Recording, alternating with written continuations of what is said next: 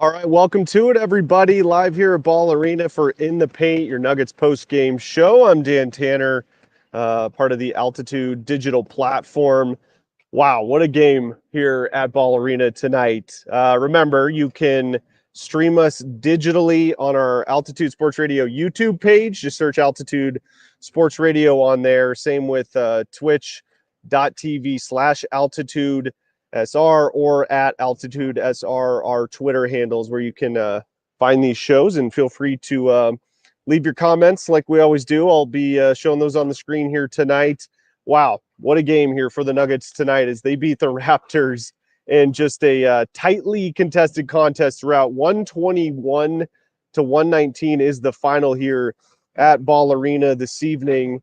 As you can see, the cleanup crew is getting to work here. The Avs play here against the Seattle Kraken tomorrow night, so they're getting busy. So I will try to stay out of their way. But let's get into this game. No Jamal Murray again tonight for the Nuggets. Obviously, he is still in concussion protocol, so we just don't know when we're going to see Jamal Murray. I don't have a timeline. Coach Malone, pregame and postgame, did not have any really significant updates, but it seems like he's going to be out for the foreseeable future. So, this is a great time for the Nuggets young guys to really get experience and, quite honestly, show Michael Malone and the rest of their teammates what they can bring to the table. And that's exactly what we saw here tonight at Ball Arena. You had, just going straight towards the end of the game, Julian Strawther, Christian Brown, and Peyton Watson essentially helping close this game out for the Denver Nuggets, which was phenomenal. Julian Strawther, Coach Malone, I just got out of his post-game press conference. Coach Malone said he did not like Julian Strawther's first half, specifically on the defensive end. He said he's got to be better in that area, and I thought he was much better defensively in that second half, and I thought Julian Strawther played a phenomenal second half tonight for the Nuggets. Peyton Watson in the second half really came to play. I thought he was okay in the first half, but I mean, look at these minutes played tonight for the young guys. Peyton Watson, over 30 minutes. Julian Strawther, just under 26 minutes.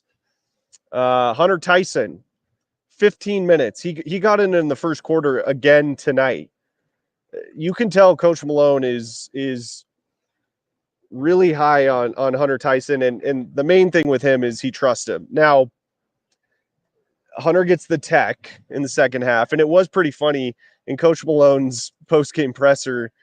He said Hunter Tyson just needs to settle down a little bit. He seems like he's always just sort of, in the middle of something going on out there, but he said he just needs to calm down and he will be fine. And then Coach Malone was asked, did Hunter Tyson apologize to you after the tech? It looked like he may have when he walked over towards the bench. And he said, no, it was really sort of like a dad talking to his son, and said that it's your typical, child parent kind of conversation of like, well, I kind of did something, but so did the other guy. And it was just really cool to see Coach Malone describe what happened here with Hunter Tyson. And you got to remember, he's a very young guy, very young player for this team. So it was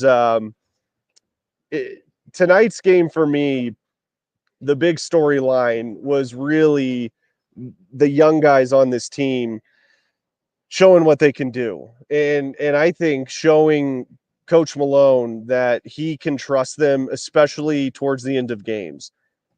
Talk about something that we don't typically see out of Michael Malone coached basketball teams, is him trusting young guys down the stretch in a tightly contested basketball game.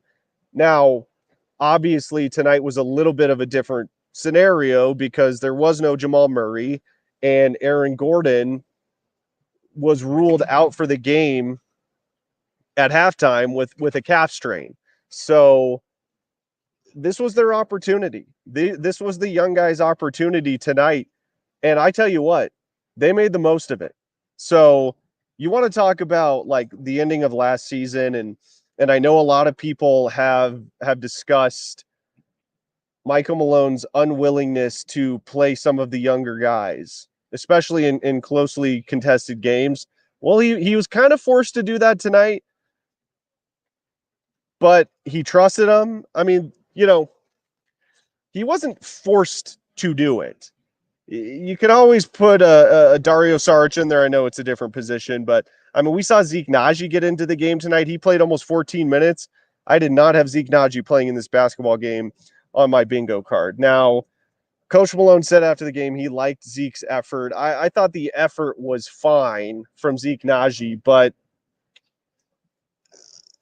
based on what I saw tonight, Zeke Naji didn't really show me a whole lot of him getting regular minutes throughout the regular season. And who knows, maybe that changes. We don't Coach Malone did say after the game he doesn't think Aaron Gordon's injury is all that significant. He said he doesn't think it's going to be long term. He did mention he still needs to talk to the training staff, but he seemed pretty optimistic about it not being sort of a long-term nagging injury for Aaron Gordon. So that's obviously good news for the Nuggets. But I mean, again, it sucks seeing Aaron Gordon go out of the game, but the minutes these young guys are getting right now, I think are just invaluable. So glass half full mindset.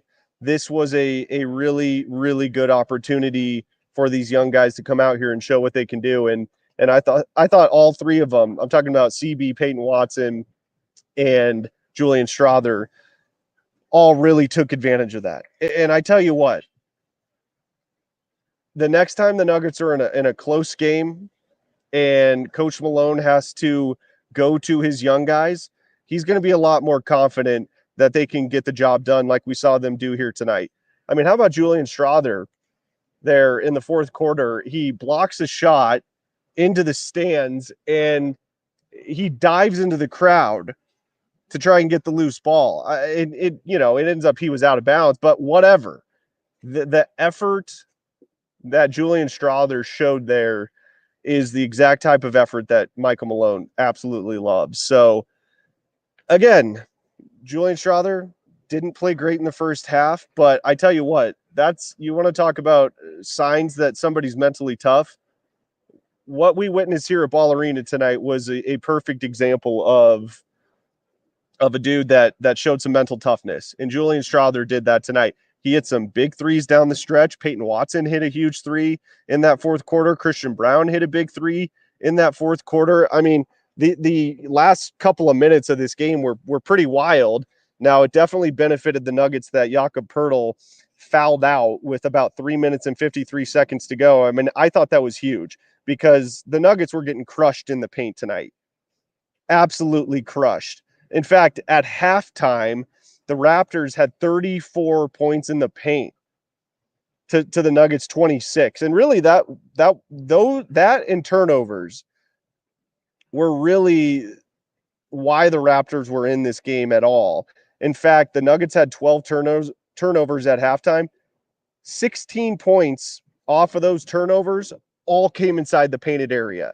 So not only were the Raptors getting turnovers, not only were they getting points off of those turnovers, but they were getting easy shots inside the painted area, specifically in that first half. And that's what kept the Raptors really in front for the majority of this game was turnovers and points in the paint. But Jakob Poeltl, fouls out with 3:53 to go there in the fourth quarter. I thought that was huge. At that point in the game, the Nuggets were down 111 to 107. Julian Strawther drives to the rim, gets fouled, goes to the line, makes both free throws. Now it's 111-109. The Raptors go down on the other end. They score a bucket. Back come the Nuggets. Christian Brown hits a three from the corner. That made it 115-113 Raptors. And then the Raptors go down and score another bucket to go up by four. They actually scored a two. Peyton Watson goes down on the other end. He hits a three to put the Nuggets up by 118-117.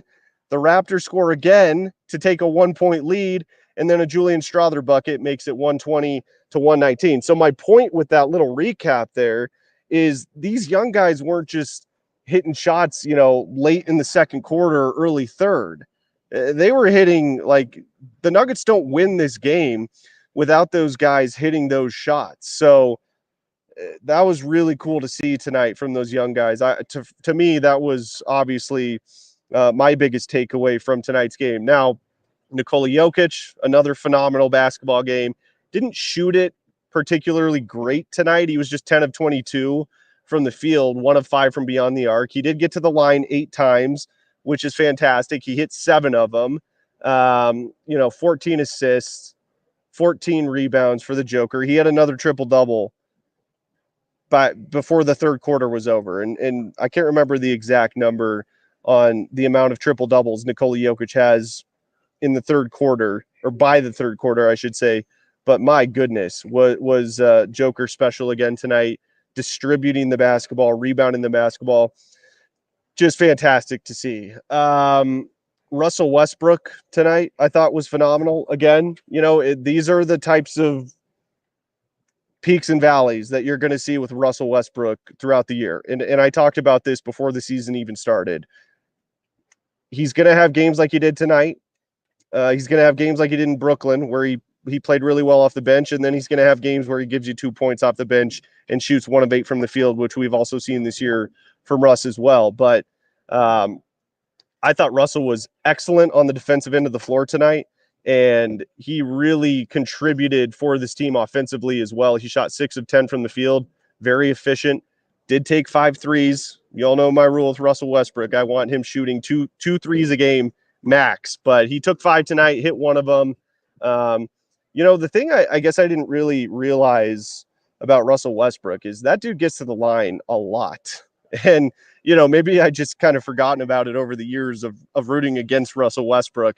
But my goodness, that's something that I didn't realize when he signed here with the Nuggets, is how often he gets to the free throw line. And he got there 10 times again tonight, and he hit 8 of them. So that's huge for Russell Westbrook as well. And he finished the game with 21 points, especially with Jamal Murray being out for the foreseeable future. They're going to need Russell Westbrook to produce somewhat offensively every game.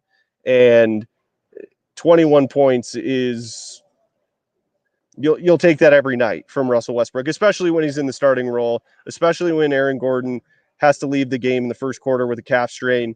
I thought it was fantastic. And Michael Porter Jr. just kind of keeps humming along. He's really struggled out of the gate to start the season, but over the last 3 or 4 games, he has been much, much better shooting the basketball.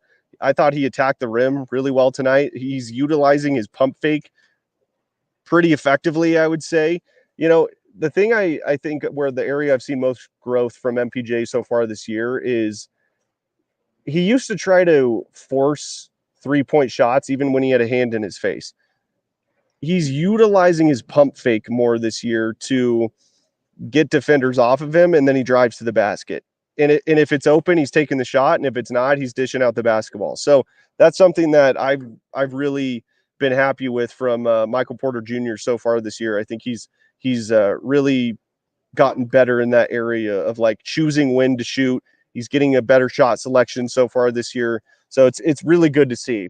All right. I do want to get into all your comments here. Let's see. Okay. Kevin says, hey, DT. What's up, Kev? Thank you for tuning in. All right, here we go. Refs are continually hostile toward Mavs and Nuggets. Ask yourself, what do these two teams have in common? I'm not sure what you mean by that, but, every NBA team complains about the refs. So I'm an anti-complaining about the ref guy. I really am.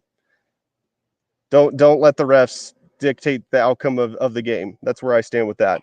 Let's see here. Did Coach have a timeline for AG's return? Yeah, I addressed that a little bit earlier there, Kevin.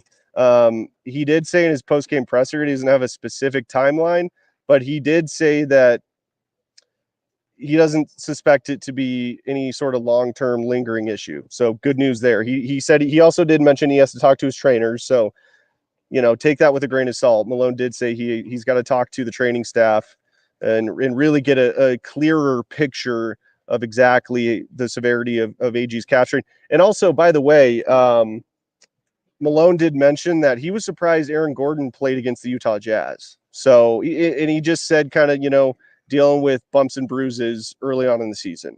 So, we're at the point in the year where it's like, I don't really care about forcing your starters to play games at this point in the year. If they need to heal up, just do it. Do it now and get them right for the last 3 quarters of the season. But kind of same thing with Jamal Murray. No need to rush him back. Especially when you got Julian Strawther playing well. Hunter Tyson's been good for you. So again, there's just not really a reason in my mind to rush these guys back at all. And you might say, well, the Nuggets lack depth. They do. But again, they lack depth if these young guys don't produce when they get in the basketball game. And from what I saw tonight, that was a very good sign moving forward that hopefully throughout the year, these guys can be a little bit more effective for this team when there inevitably is injury. So let's see here. Great to see the young guys pull their weight. Yeah, absolutely. This was the first game of the year where Peyton Watson, Julian Strawther, and Christian Brown all had good games together in the same game while playing on the floor with each other. And I can't emphasize enough how cool it was to see those three basically closing the game together. And they were effective in doing it. So that was a really good sign for me tonight. All right, let's see here. Storchio, how long before Altitude SR hires Big Al? Yeah. Good question, Storchio. I don't know. I that's way above my pay grade, but obviously there were the news today where there were some cuts at iHeart. So, I wish the best for Big Al. He's a great dude. And we'll see. We'll see what happens. This is the business we're in. Polymorph asks, why is Zeke on this team? Polymorph, being completely honest and transparent, I asked myself that same question during the game. Why is Zeke Naji on this team? That's a really good question. Well, and the answer is because he's getting paid $8 million a year to play for the Nuggets. That's why he's on the team. Now, revisionist history, was that a great idea to sign him to that deal? In my mind, no. But it's done. So, I think the better question that I was thinking about is, why is he playing? I mean, he's on the team. He's going to be on the team. That contract is untradeable, at least right now. Well, but why is he playing? And tonight, there's kind of a bit of an easier answer to that question. Aaron Gordon and Jamal Murray were out, so the Nuggets were down. And Dario Saric has not played in back-to-back games. So really, that's the question is, would you rather see Zeke Naji playing right now or Dario Saric? I mean, it's kind of a toss-up for me. And I started thinking about that question popped in my head when Zeke Naji missed the dunk. Like I just kind of leaned back and I was like, why is he in the game right now? Like what is happening? But it'd be one thing if Dario Saric was like not even lighting it up, just playing like solid role player basketball. But he isn't. So, I don't blame Malone for giving Zeke a look. Malone did also say in his post-game presser that Zeke's been working his ass off and he deserved this opportunity. So I'll take his word for it. There's stuff in practice that Coach Malone sees that we don't. So I'll take that at face value and trust in what Mike Malone is seeing. Now, did it translate to the court tonight? I don't think it did. Mike Malone said he played hard. Okay, he did. But, for me, it's playing hard is a necessity, but you've also got to bring something to the table. Let's see, what was Zeke's stat line tonight? Zeke was 1 of 3 from the field. 0 of 1 from beyond the arc, 2 points, and he had 1 offensive rebound. So,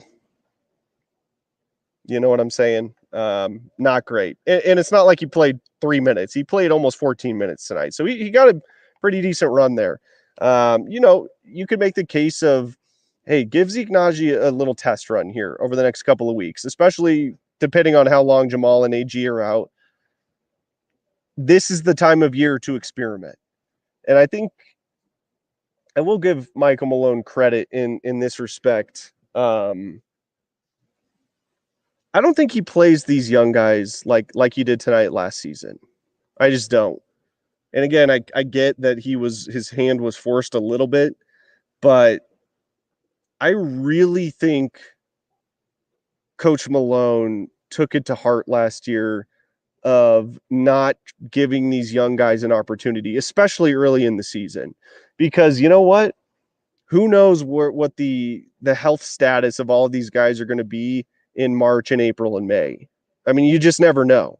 So you better find out now if these young guys can play or not, and if these young guys can help you win a basketball game, a tightly contested, close in the fourth quarter, grind it out sort of game. And they showed him that today. So that was really cool to see. Daniel Flores says, F it, it's a win is a win. I mean, I'm with you, Daniel. This time of year, especially like in with Jamal and AG being out tonight, you take that win every single day of the week. Let's see here. Let's see. Okay. It was the best and worst times. Grim Maggot 420. Nice name. You're going to have to explain that one to me. But yeah, great win for the Nuggets tonight.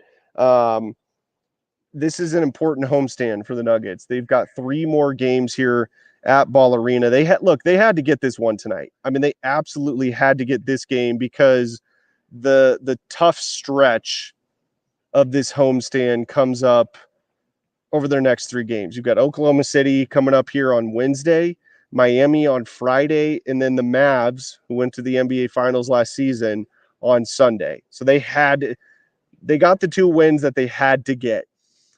Oklahoma City is going to be tough, especially if Aaron Gordon's not going to be playing in that game. We don't know yet. He may very well play in that game. We will see. Miami's always a tough, really well-coached, hard-nosed team.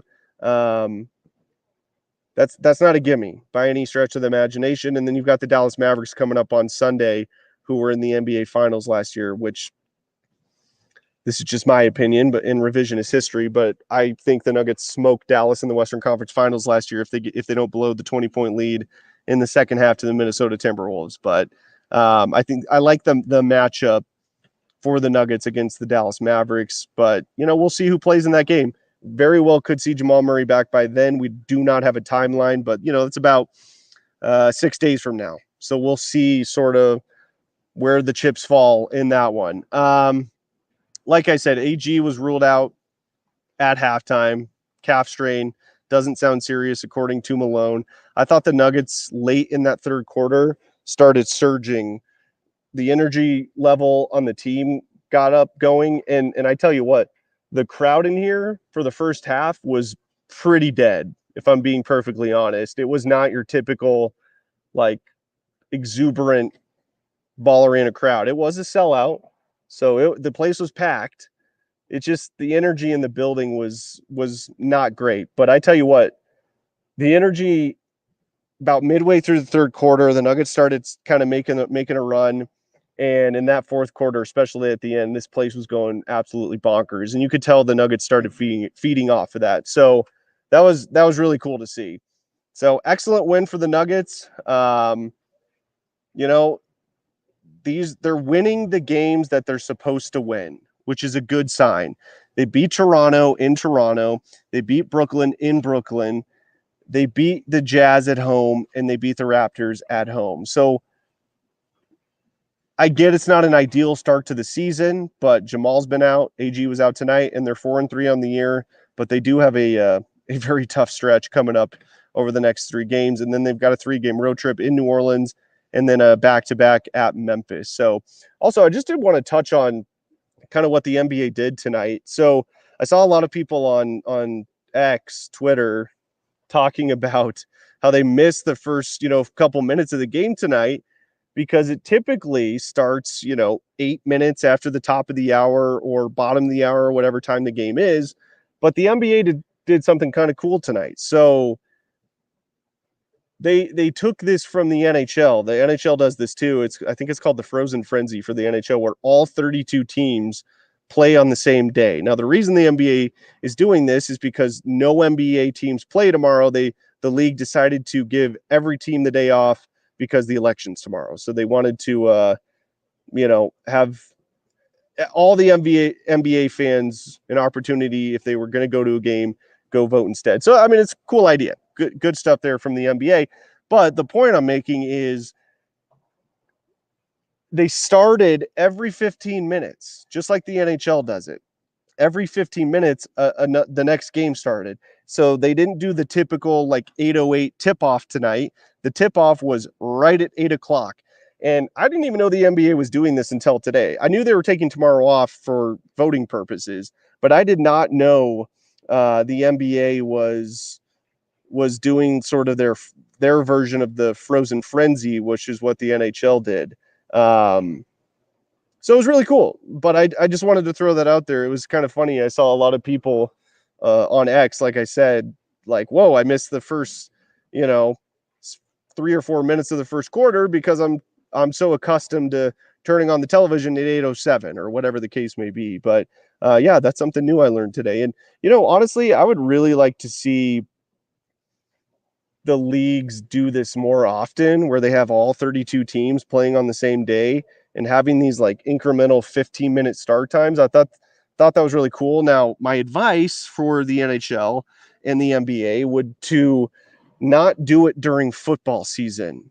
Like, that would be my advice. And I understand why the NBA did it today, because all the teams are off tomorrow for the election, but that's only once every 4 years. So that's kind of what drove me crazy about the NHL's Frozen Frenzy. Like, it's such a great idea, but they did it on a Tuesday during football season. And I get there's no NFL games on that night, but come on, NHL. Like, you can't do it on a Saturday in February. NBA, you can't do this on a Saturday in March. Like, that's my only issue with the way they did it. I like the idea. I think it's a cool idea, but it's just like, come on, what are we doing here? So anyways, that's just kind of my 2 cents on that. My guy, Daniel, got to get to you, buddy. I'm still very worried about the future of Malone. His coaching almost cost us another win. Why are you concerned? Like, I don't understand. Like, tell me specific reasons of what concerns you about Coach Malone's future. Is it X's and O's? Is it locker room stuff? Is it player relationship? Like, honestly, I would love to know, like, what specifically is concerning to you. And again, I always ask this question for the fire said coach person. If you're going to say that, you got to know, like, you got to give me somebody who they would hire that would be a better option. And if you can't answer that question, then why are you calling for the firing of a coach? Like, that's something you got to give me something a little bit more, Daniel. And I appreciate you chiming in. I really do. And I'm totally fine having that discussion, but especially this early on in the season. I mean, what are we even talking about here? So, we kind of have this fun tradition at the radio station of, when are we going to get the first Fire Bednar or Fire Malone text of the year? And usually it's about less than a week in to each season. So the year the Nuggets won the championship, I got Fire Malone text on the first game of the season. I'm not kidding you. So, if the Nuggets were 0-8, I still wouldn't entertain that conversation, but they're 4-3, or 0-7, I should say, but they're 4-3. So they're going to be fine. We're 7 games into the season.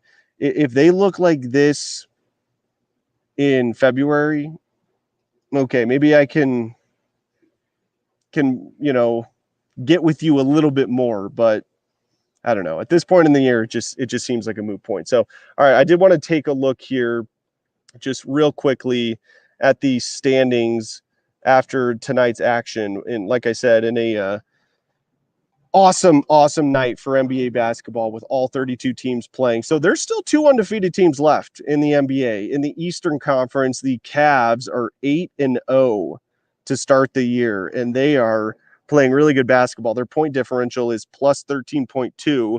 The Celtics are 7-1, and their point differential is plus 14. So yeah, the Boston Celtics are still going to be a very, very good basketball team. And again, I always kind of go back to it is interesting to me that the Nuggets, the year after they won the title, I get the reasons for kind of falling off just a little bit from the season prior. They just went and had the longest season of their, probably most of their careers, the shortest off season. You're worn down. I get it. But man, I just cannot get over the fact that Boston doesn't look like they are phased whatsoever. And it's not like the Nuggets are like the oldest team in the NBA and the Celtics are one of the youngest. Their stars are relatively right around the same age group. So to me, that was a little bit interesting, or at least it's interesting to see that the Celtics are coming out of the gates so quickly and dominant pretty much as they were last year. But it's going to be tight in the East, other than Cleveland and Boston, at least right now. I mean, seeds 3 through 8 are all separated by 1 game, so it's going to be very, very interesting in a tight, at least a tight top 8 or 9. The 8 through 9 seeds in the Eastern Conference are all going to be pretty tight this year. Over in the West, the other undefeated team in the NBA is the Oklahoma City Thunder. They're 7-0 on the year. They may very well be undefeated when the Nuggets play them here at Ball Arena in just a couple of days. But Phoenix is 6-1. That's a little surprising, if I'm being perfectly honest. I did not see the Phoenix Suns getting out to the start they have this year. Another team that's a little surprising to me, that's 6-1, the Golden State Warriors. Their point differential right now is plus 17.3 is the Golden State Warriors. So not only are they 6-1, they are crushing teams. They're averaging 122 points a game and they're giving up 104. That is one of the bigger surprises to me on the year. I mean, I get it. They've got Steph, they got Draymond, but no more Klay Thompson. I know Andrew Wiggins is playing well for them right now, and Jonathan Kuminga is kind of in that sort of gray area of like, is he going to be a star or just kind of a role player? We will see. But that was pretty shocking to me. The Houston Rockets, I expected them to be a lot better this year. They're currently in the 4 seed at 4-3. And then you've got the Lakers, Mavs, Wolves, and Nuggets at 4-3 to round out the top 8. Utah Jazz finally get their first win on the year. They're now 1-6. And the Bucks over in the East are 1-6 as well. That is surprising. Talk about a coach who should be on the hot seat there, my guy Daniel. Doc Rivers starting this year 1-6 with the Bucks. Now, that is, I can understand a little bit more. So, we'll see. But great win for the Nuggets here tonight at Ball Arena. Again, they're winning the games they're supposed to win. So you take it. You take it, especially with no Jamal Murray and Aaron Gordon for the majority of the game tonight. But it again, if you missed it, it sounded like Coach Malone was pretty positive about AG's status, just bumps and bruises. He said he was surprised that he played against the Utah Jazz. So gave it a go tonight, pulled him out. Just be cautious this time of year. The Nuggets, they need Aaron Gordon. I mean, they're not going to even sniff a shot at the NBA Finals without AG. So you make sure that guy is right. But hey, excellent win for the Nuggets tonight. They get the 121-119 victory over the Raptors to improve to 4-3 on the season. All right, that's going to do it for the post-game show here at Ball Arena tonight. We will be back coming up on Wednesday. It's another matchup between the Nuggets and the Oklahoma City Thunder, the undefeated Oklahoma City Thunder. Remember, this was the season opener on Thursday, October 24th. The Nuggets fell in that one 102-87. So, another early season sort of litmus test coming up on Wednesday for the Nuggets against OKC, and we'll see if they can pull out a win. But yeah, that's going to do it for the post-game show live here at Ball Arena tonight. Let me turn my camera around here real quick. I'll show you all. They're getting the ice ready. The Avs play play here tomorrow against the Seattle Kraken. So conversion crew is doing a fantastic job. But so make sure to tune in on our digital platforms tomorrow night. Alex Ryanemi and Mark Springer will have all of your Avs post-game coverage, and I may hop on there as well and with the fellas tomorrow night to give my 2 cents on the Avs and Kraken tomorrow night. But that's going to do it for the post-game show. Excellent win for the Nuggets tonight, and we will see you coming up on Wednesday.